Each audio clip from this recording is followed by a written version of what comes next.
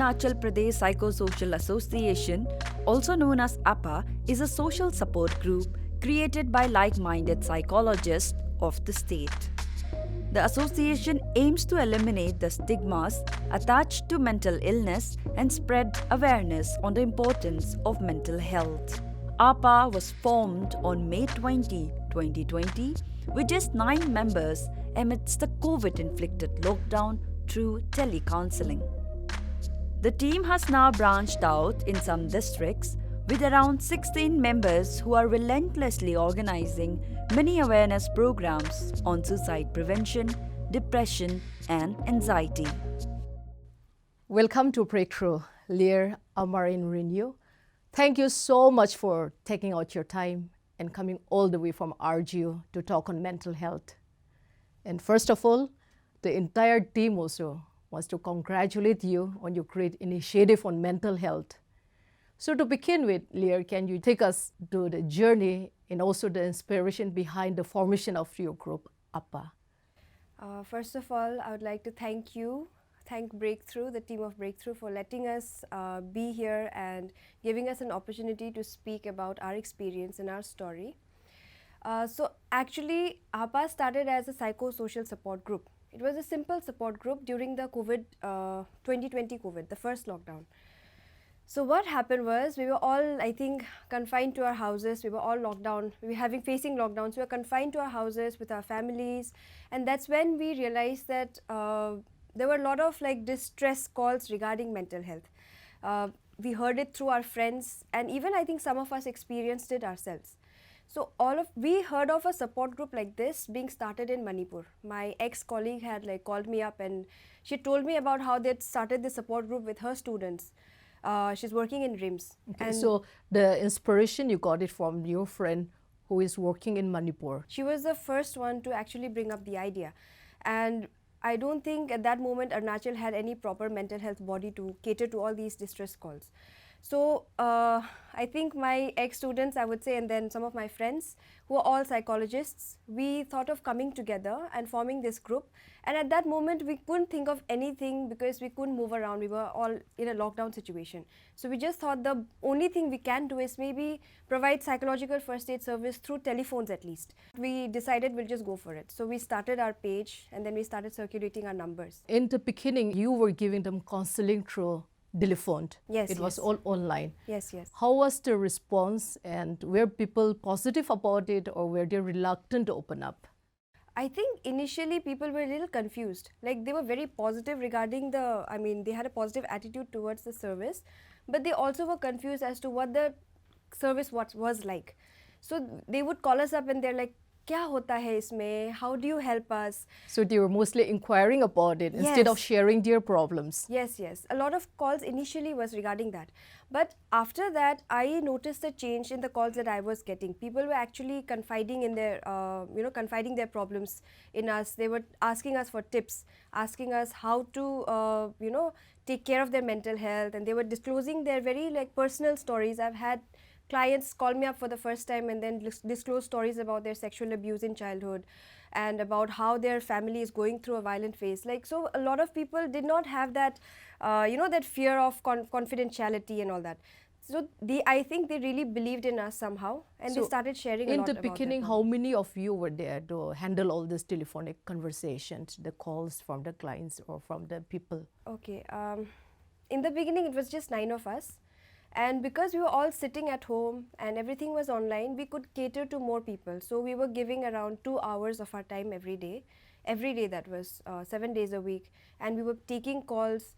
But then we realized... Every day 2 hours? Every day 2 hours, yes, for 7 days. That was because, of course, we could afford to do it. We were all in our homes. But gradually, once the lockdown opened, was lifted, we could not give so much of our times because we had regular classes to go to, we had workplaces to go to. But having said that, we still got very a good response from the public. I think within a span of a month and a half, we got around 80 calls, I think all together. And sometimes the calls would extend the time limit that we were supposed to provide them. So it was actually, we were only supposed to provide 45 minutes at the max so that we can cater to more clients within our service time. but then people, they would like open up their hearts, share their stories, and so we had sometimes had to extend the time as well. So Amar, you were also part of the founding member. What were some of the challenges you have faced personally and professionally in the initial stage? Initially, most of the calls were like they were reluctant to open up, very reluctant to open up. Why were they reluctant to open up? According to you, it was that confidence issues, because they have never met you, I guess, personally. I think they were confused as to how a telecounseling service works, because they were never acquainted with something like this. They were like, do we have to pay? How long is it? What is the kind of thing that we're going to like tell you? Is our identity going to be known? Yes. These were the questions, I think, which created a lot of reluctance and hesitance on their part. But I think we could all agree that they soon overcame it. So once they knew like it was for free and confidentiality was maintained, then they started opening up. So what were some of the common mental health issues that you dealt with in our society? The most common mental health problem that you have came Mostly across? it was anxiety issues only. Mostly it may be related to relationship, or related to career, or related to this fights among their parents. Yes. But it was mostly about anxiety issues only. The clients, whoever calls you, did they realize that they were going through some mental related problems, or it was you who told them, no, this is some mental related issues that they are personally going through? Were they aware about it? In my experience, they had a very high awareness. I think that's a very wrong misconception.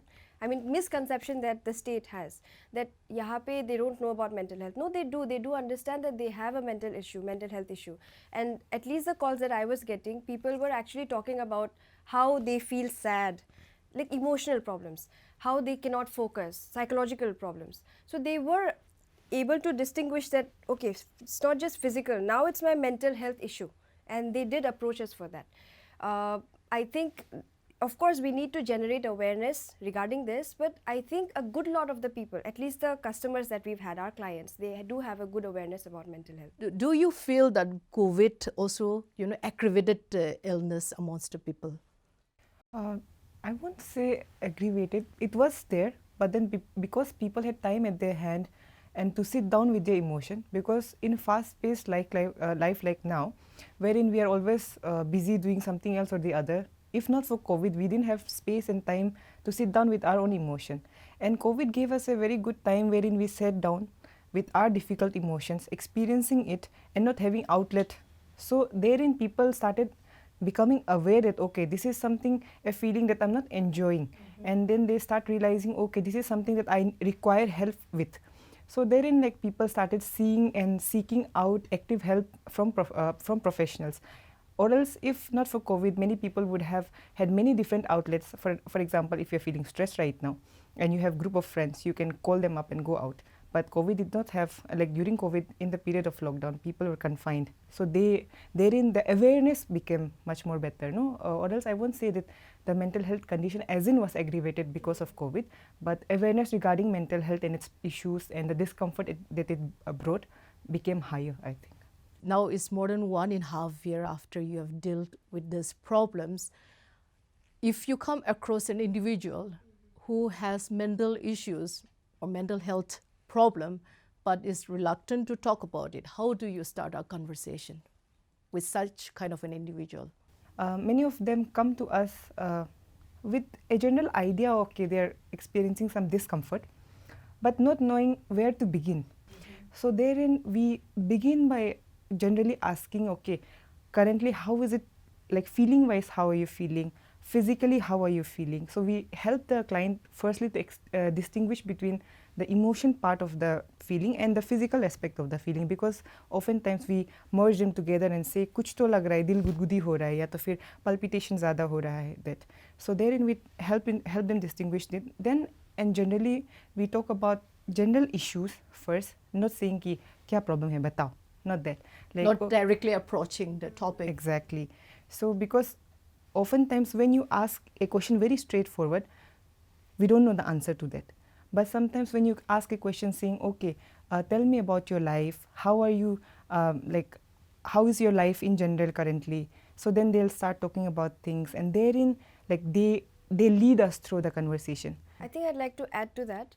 A big example would be the workshop we recently had in the month of October on anxiety management. So what happened was we just invited a few people to teach them psychological first aid as to how to deal with anxiety. And it turned out to become a group discussion where people were sharing their own testimonies and experiences about anxiety. So some people were sitting there in the group. I knew they had some problems with anxiety, and that's the reason they were there. But they were not opening up to the problem. They were not telling us about their problem. And I think one technique which worked was self-disclosure. You just mentioned that you knew like some of them were going through anxiety.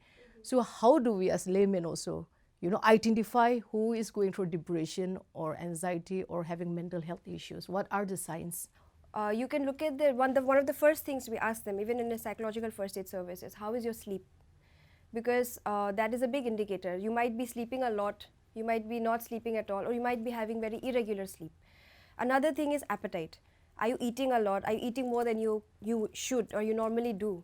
Or are you not eating at all?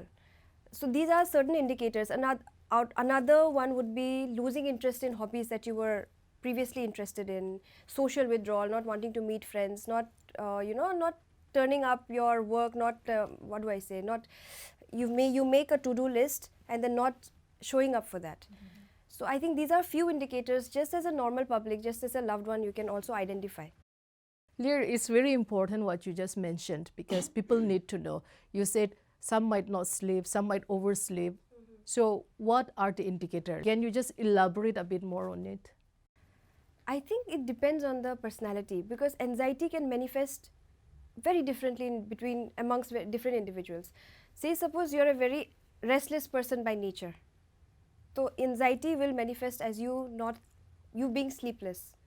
But for somebody who maybe piles up a lot of thoughts, keeps things within yourself, you pile up your emotions, maybe that person will in fact sleep more. Anxiety itself, it's broadly categorized into many kind of anxiety.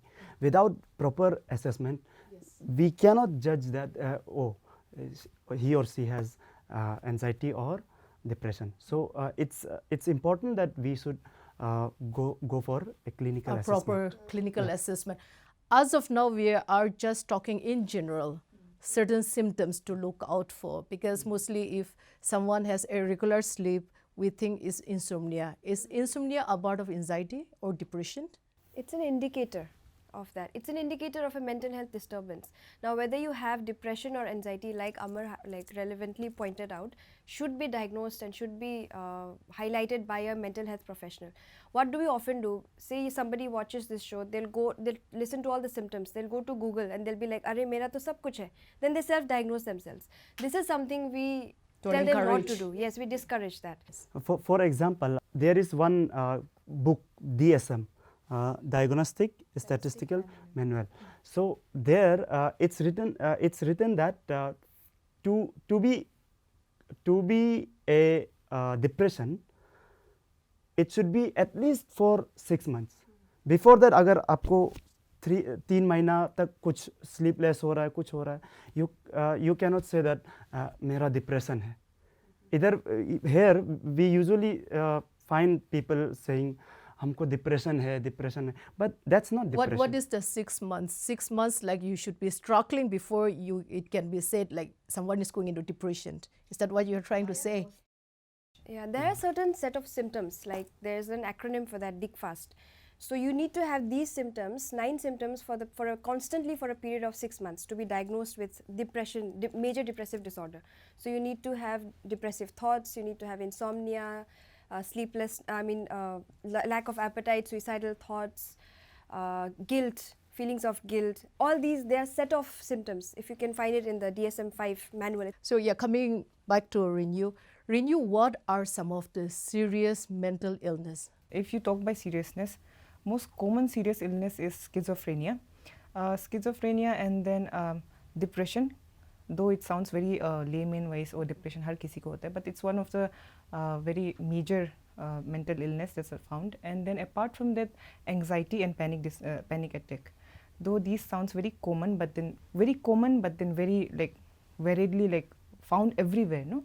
And apart from that, I think substance abuse within India, I think depression and anxiety is one of the most commonly and highest number of mental illness found within India, I think. All this serious mental illness, are they treatable? Seriousness actually depends on the stage you are in.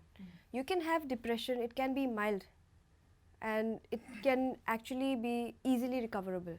But say for example, you have the same disease, same disorder, but it's in the major stage where it's actually very serious. Now seriousness, one of the hallmark symptoms of any mental health disorder that it gets that it is getting serious is the presence of psychotic symptoms, which is, as you've highlighted, hallucinations and delusions. So the person's perceptions starts to go haywire. The person sees things which is not there, listens to things which is not there. And the presence of psychotic symptom, I would say, is one of the major indicators ki iska mental health disorder is serious. This can happen due to depression. Major depressive disorder patients also have psychotic symptoms, even in substance abuse patients, especially regarding withdrawal. So at this stage, clinically, you cannot do anything to help that person? No, we can. Of course we can. What happens in the treatment plan is, if the disease is at a very severe level, we seek help of the psychiatrist. He comes into the picture and he provides medication. So in the first stage, see, counseling is basically talk therapy. You cannot talk to somebody who's not willing to understand, who doesn't understand what you're saying. So the first thing is to bring them to that normal level so that they can understand what you're saying. So if they're in that, I would put it here, if they're in this stage where they're not understanding anything, they're having hallucinations, a whole belief system of their own, we give them medication so that they come up to this normal baseline. So that's how I think counseling and medication works together. So is this a lifelong treatment? I would say it's not necessarily a lifelong treatment, but I'd like to add on to your, and then I'd like to answer yours. Because with mental illnesses, what happens is, like, when the severity gets very high, often many kind of mental illnesses become comorbid. No? It gets enmeshed. A person who is experiencing a high level of stress might start experiencing panic attack, and that, if the panic attack is not treated, might lead to depression. So this goes piles on. So if in most of the severe cases, we'll see that a person is experiencing a whole lot of array of experiences that falls under these different kind of illnesses. So therein you treat every zone differently and very wisely. So therein, like, treatments can go from, it can span from a year, and it can span till lifelong. Yeah, here it should be made clear that since this talk show is going to give awareness to people, there is two things. One is psychologist and one is psychiatrist. Psychologist gives you therapy, and psychiatrist, they had done MBBS, and after that they had done they do psychiatry, so they can give medication. Okay. And the psychiatrist can give medicine, yeah, and a psychologist can give therapies. Can just give therapies. On that note, let's take a small break. We'll be right back.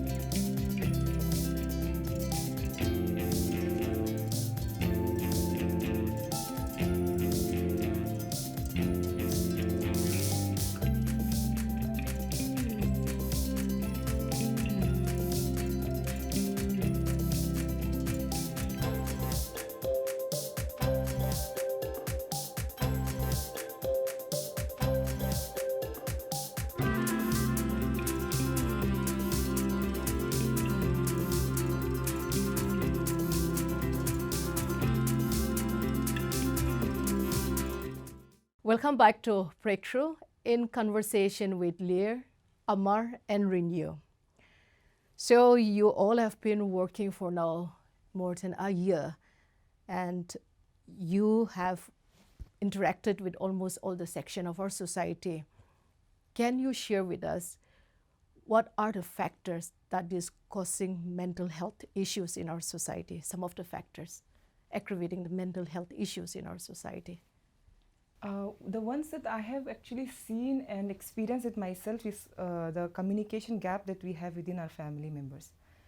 Because we come from tribal society, and I would also include Indian families, wherein like we are not very encouraged to have this very close relationship with our parents. We have a very distant, like often, especially in tribal community, we have a distant relationship with our parents, and we hardly share our internal emotions with our parents. Yeah, not too expressive. Exactly. Yes.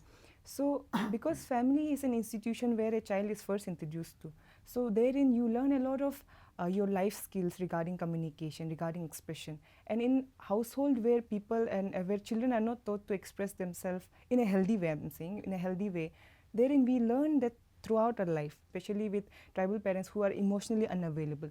For them, like, you would have hardly ever heard tribal parents saying I love you to their children.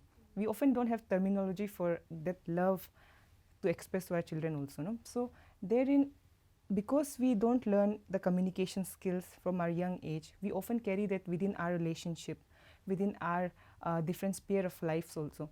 So therein, most of the cases, at least I have handled, I have seen that the problem emerging from their family, and these problems showing in their relationship, in romantic relationship also. So therein, I have had clients who tell me they're experiencing anxiety regarding their careers. And why that is? Because they feel that they have to look after their family. And there's pressure from their family saying that you have to find job, you are of a certain age, you have to find job for yourself, and you have to fend for yourself. So, and these are the areas wherein like people often think that, okay, it's part and parcel of life, and they don't know an outlet to look. Yes. So therein I've seen that family, unfortunately, sometimes can be one of the reasons. So one of the reasons is because we are not expressive. Exactly. If we are not expressive, means there is communication gap. Exactly. The parents, they don't know the emotional needs of the children, and this is what is aggravating the mental health issues. So what are some of the ways to elevate from this problem? What would you suggest? For me, I have the current generation parents are becoming much more aware about the impact that they have in their children's life. Parents of our generation, at least my parents who are quite aged, they don't, like, I won't exactly say they don't understand, but then they have lesser awareness compared to these generation's parents, wherein they don't know the impact that they had on us. So therein I encourage parents especially to learn how to communicate with their children, because oftentimes the way that you parent your children is how you have been parented by your parents. So you have to understand the trauma, the experiences that you're carrying from your parent in your life, and you have to pick and choose which one you want to give to your children, because you cannot blame your children for becoming the way that they are, because it's up to you, right? So oftentimes I would also encourage parents, before they become a parent, sit down with your spouse and discuss if you really want to become a parent or not. Because oftentimes many people are not ready to become a parent, but because society puts pressure on them, force them to become parents, right? So they bring a children unwillingly to the world, and they are not there, they are not able to be present for their children like their children deserve their presence, right? So therein I think learning that, understanding that the impact that you carry in other people's life, and I think that's the beginning step. And especially for younger generation people who are looking forward to get married in future, I highly encourage, before you step into the institution of marriage, please take your partner and attend a marriage counseling. And therein, after getting married, before you go and have children, have counseling if possible, because there is family therapy, there is family counseling sessions. Learn if you are in a stage to become parent or not, because you will be bringing in another human being into the world, and you are responsible for that human being. So you want to be ready for that. And I think beginning with that, with people who are already parents, I highly encourage that you learn your children, like try to rediscover your children as an individual.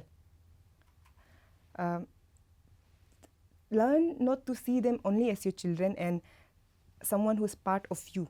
What Rinyo said, those are very important points because we really need pre-marriage counseling because I saw how beneficial it is. In Nagaland, the church, they give premarital counseling. They tell them how important marriage is and what are the responsibilities, what to expect after the marriage. And even pre-parental counseling is very important because the responsibility, the duties that our parents has to do in this generation, it is like was because it is so competitive and like everything has become so aggressively with the internet and all. It is very difficult to catch up the parents. So until and unless we understand our responsibilities in the duty in the enormity of the of raising a child, it will be very difficult for the parents also to deal.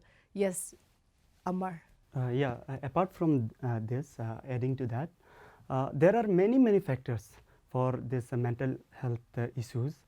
One of the prime factor I would say is, let's look at little deeper. As a human being, what we are this body, mind, and emotions and energy. Now, especially in this fast for this world, in this new generations, they are not using this body and emotions. They're using this mind too much, and this body and this emotions are being sidelined. Now, when you are using too much of mind, obviously there will be frictions. So according to this yoga, they suggest that for this mental health issues, you should work or play some games or do some yoga and anything physical. And for emotions, you should listen to music, paintings and all you can do. For emotions, you should do that, and for body also, you should cater their needs also, not only mind. What should be our duties also to help our parents, because they might go through these mental issues, but there is so many stigma related to mental health. They might say, you're being weak, because mostly this is what our parents says. So how do we tell them like it is normal, it is okay to go to a psychologist or to get counseling to the older generation and let them know it's not a taboo to talk about mental illness? I was actually coming to that point when you had asked about what would be one of the factors. For me, one of the factors is people don't encourage expressing their emotions. In a tribal society, I think they're very selective emotions that you are allowed to express, like anger.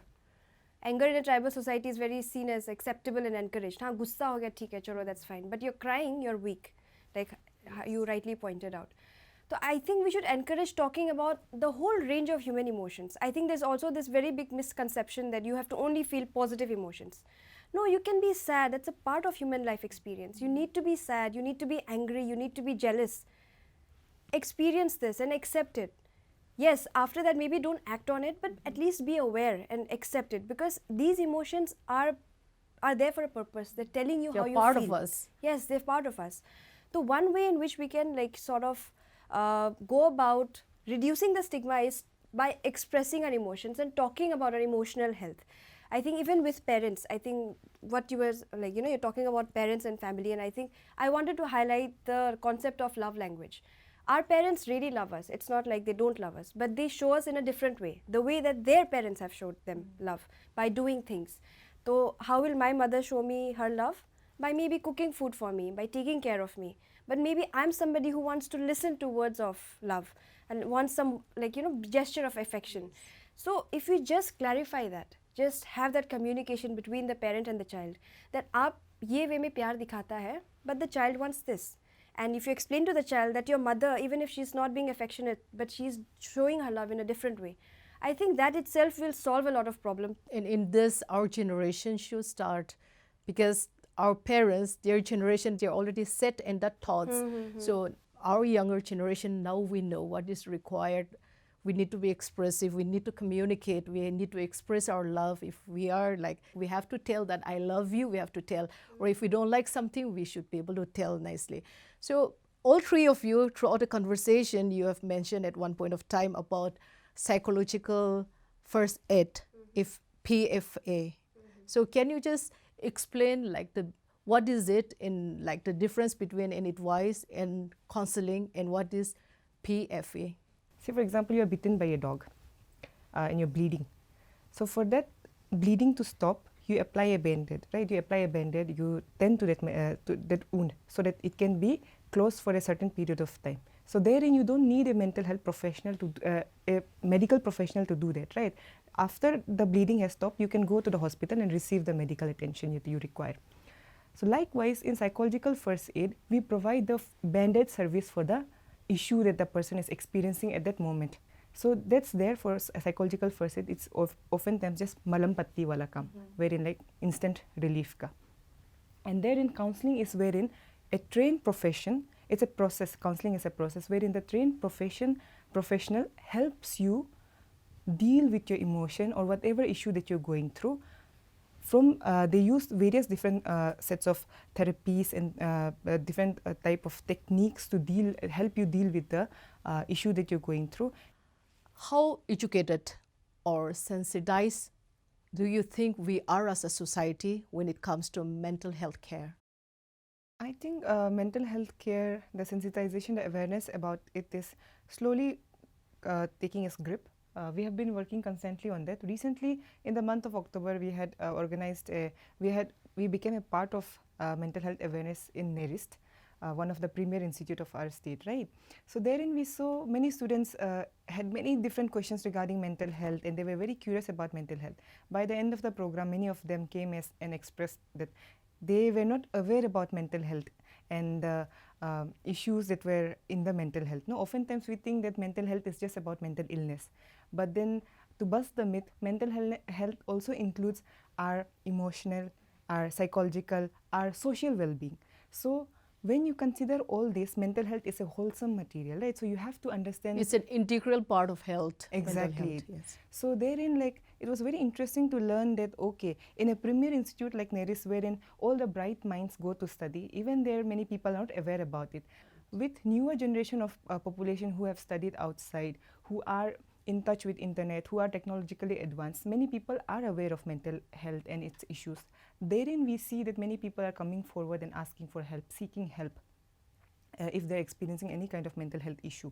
So with younger population, the awareness is much better. Comparatively, I see that among older adults who are currently working or who are of our parents' age, within them I think there's a lot of work that has to be done. And since we are talking on sensitization, and since Leeyir was like there from the beginning, can you share with us some of the sensitization and awareness campaign that you have carried out so far?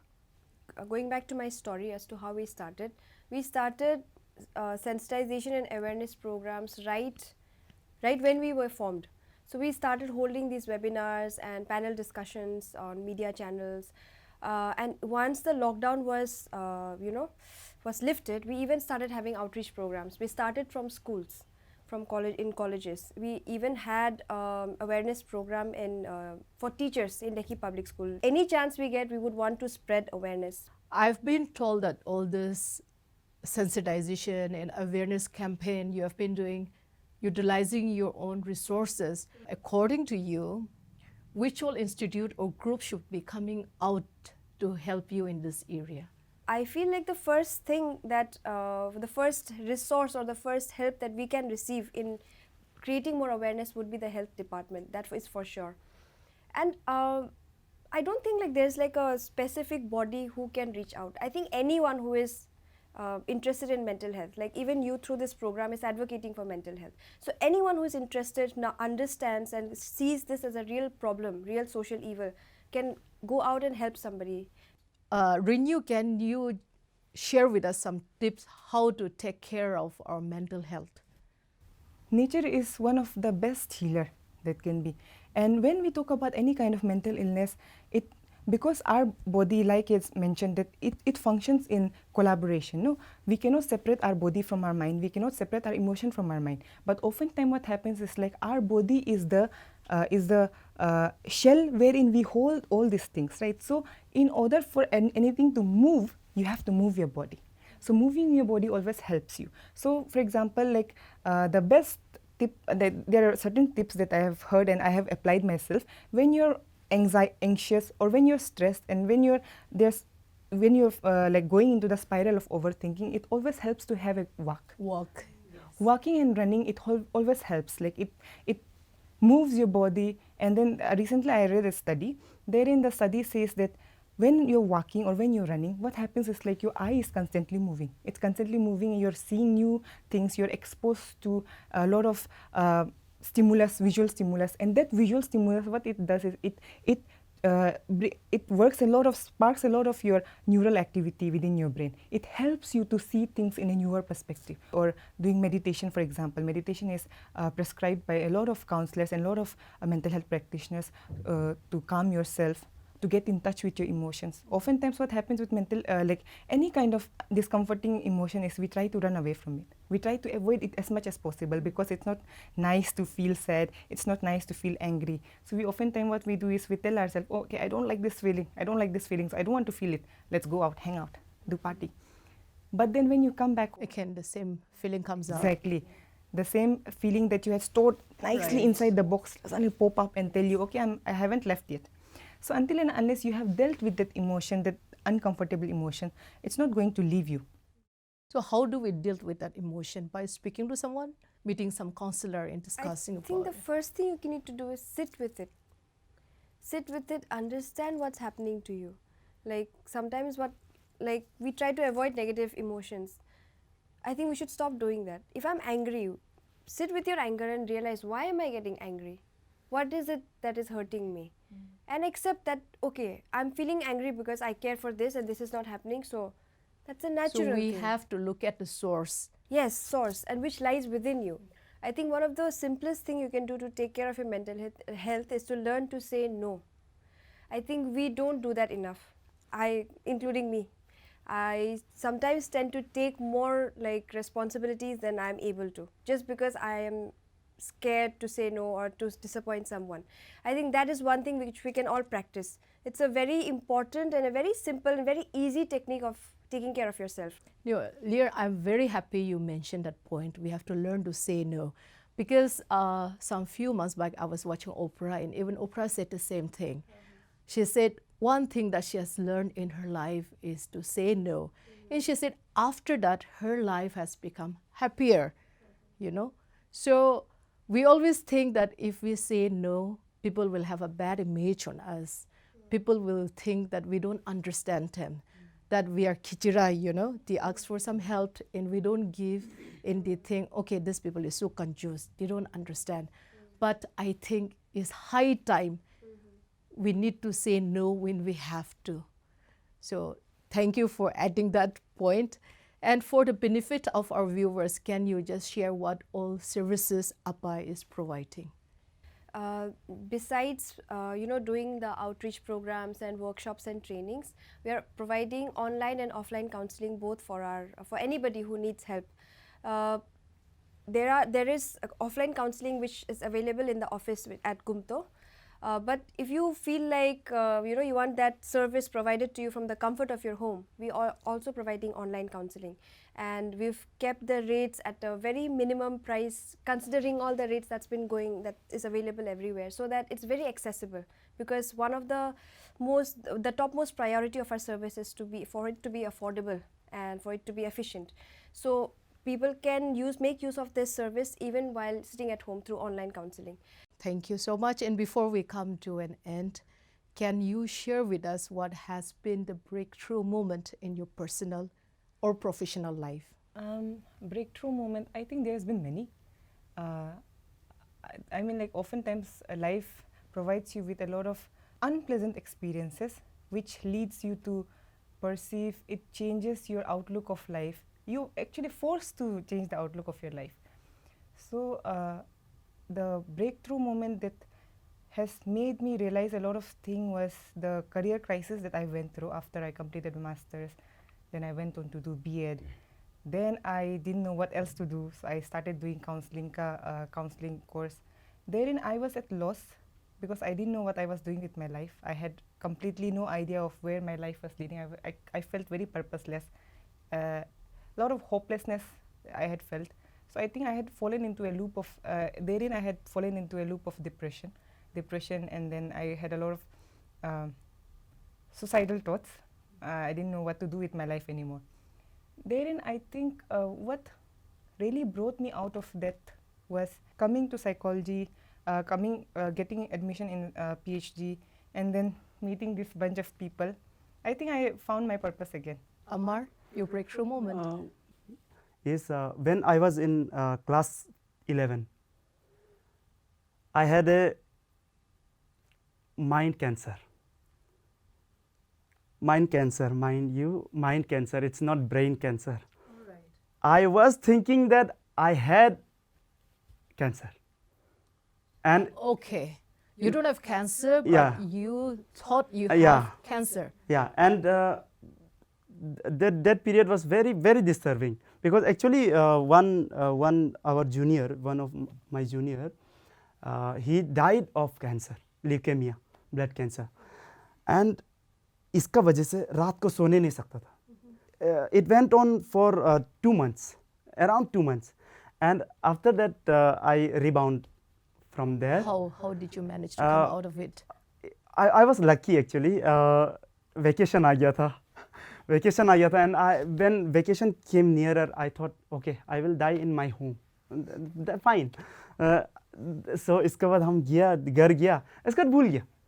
I was lucky enough कि वो stretch नहीं हुआ. 3 months या 6 months stretch नहीं हुआ. And when I came back to the school after 45 days, अरे हमको तो कैंसर था लगा है, हमको तो कुछ भी नहीं है. I was lucky कि I bounced back. And this moment, ये जो हुआ है, ये मेरा mind को कहीं ना कहीं बहुत strong बना. What about you, Leeyir, your breakthrough moment? My breakthrough story is sort of similar to Rinyo's. There was a period in my life where I was going through something, and I felt like in a span of 5 years of my life, during that period, I had not grown. I was stagnant. I did not grow as a person. I just felt, and that really lowered my self-confidence. I let myself be stagnant for a good, I think, 5 years. And then something happened. It was like, I would say, a blessing in disguise. That very incident made me break all my barriers. I had whatever, like, you know, barriers I had set for myself, mental barriers, that this is where your limit, you cannot go beyond this, or this is the standard that you have and the others are, you know, above you. I somehow, without thinking, just went for it and broke everything. I tried my hand at everything. Thank you. Through our conversation today, I'm sure some of the stigma related to healthcare will be removed, and also people will be more open to discuss about it. Also is how important it is to take care of our health. Thank you, Rinyo, Amar, and Leeyir. The entire team wish AAPPA all the best. And before we say goodbye, we have prepared some hamburger for each one of you. So in this hamburger, all the products are locally sourced. We have rice. This is Khamti rice. It's from Namsai, and even some spices here, and then putting there, then cookies from E&Ks restaurant. Then we have the CDCN mug. We have postcard. This is made by a very well-known artist, Akom. So it's very precious. Keep it well. And this for you, Rinyo. Thank you so much. Yeah.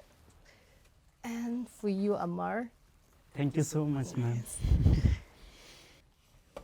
And for you, Leeyir. Thank you so much, ma'am. Thank you so much for having us here. I, on behalf of, I think, AAPPA, would like to thank Breakthrough for helping us send the message. And like you said, hopefully this platform, the discussion that we have, will be fruitful for somebody, it helps someone in some way. Yeah, I'm sure it will. And thank you once again. That's all we have for today. We'll be back again next week. Do tune in. Until then, take care and stay positive.